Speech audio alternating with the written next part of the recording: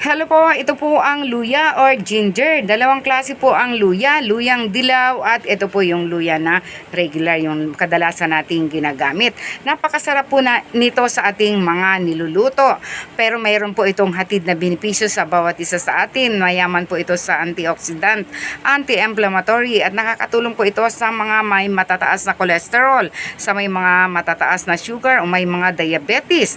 Nakakapagpatalino din po ito at higit sa lahat sa may mga dysmenorrhea, masasakit ng puson o masakit ng tiyan, pwede po itong ipainom sa may mga kabag. Ayan, the best po yan. At ganun din po sa mga masasakit na binti, kasukasuan, braso, ayan, magbabad lang po tayo ng luya sa ating langis at ihaplas ito bago matulog.